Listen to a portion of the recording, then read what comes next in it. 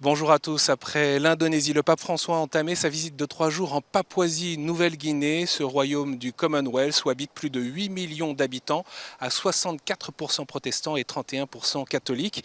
Dans ce pays, fort d'une des plus riches biodiversités au monde, le pape François a réclamé de manière très directe ce matin que les besoins des populations locales soient dûment pris en compte dans la répartition des revenus, là où le pétrole, le gaz et les métaux précieux sont exploités notamment par des entreprises internationales. De manière aussi directe, il a demandé que cessent les violences tribales qui font de nombreuses victimes et il espère un règlement définitif du statut de l'île de Bougainville. Ces dernières années, 100 000 personnes ont fui les exactions, les mutilations et les tortures entre ethnies, estime l'ONU.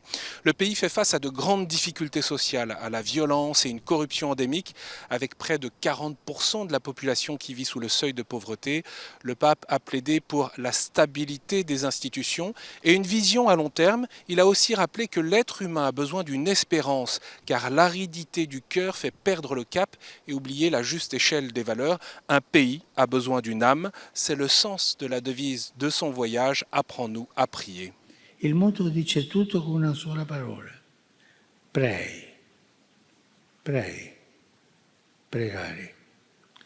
Forse qualcuno troppo osservante del politicamente corretto potrà stupirsi di questa scelta, ma in realtà si sbaglia, perché un popolo che prega ha un futuro, attingendo forza, speranza dall'alto. Interpellé par le gouverneur général Bob Dadae sur la nécessité de protéger les femmes victimes ici de terribles violences domestiques, le pape est sorti de son discours pour lui répondre. Les femmes ont la force de donner la vie, de construire, de faire grandir un pays. N'oublions pas les femmes aux avant-postes du développement humain et spirituel. Applaudissements des autorités et des représentants de la société dans cette maison de la coopération Asie-Pacifique. En Papouasie-Nouvelle-Guinée, à l'identité chrétienne assumée, le gouverneur général a également rendu un hommage appuyé à l'action des missionnaires et à l'Église, partenaire de l'État dans le domaine de l'éducation, de la santé et auprès des plus pauvres. Cet après-midi, le pape s'est rendu dans une école catholique où il y a eu un temps de rencontre et d'échange avec des jeunes, mais aussi avec des enfants des rues ou ayant un handicap.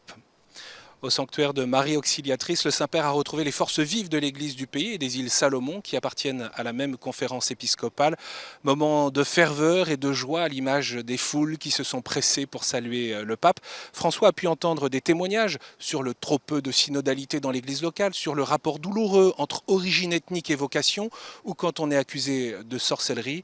Le pape a invité les catholiques à évangéliser sans se décourager, à s'engager aux périphéries de ce pays, à savoir d'abord auprès des populations urbaines les plus défavorisées et malgré les difficultés, à savoir goûter la beauté d'être là, à suivre Jésus. Il a aussi pu contempler la diversité des cultures mises en relief par les danses et les costumes traditionnels tout au long de la journée. Ce matin, il s'est dit fasciné, y compris sur le plan spirituel, par les 800 langues existantes dans l'archipel. Je le cite: « J'imagine que cette énorme variété est un défi pour l'Esprit Saint qui crée l'harmonie à partir des différences. » Demain, François présidera la messe dominicale au stade Sir John Guise de la capitale, puis il se rendra à Vanimo, à 1000 km de là, à la rencontre des missionnaires et des communautés locales. Vous pourrez bien sûr suivre ces étapes en direct sur KTO et les revoir sur ktotv.com.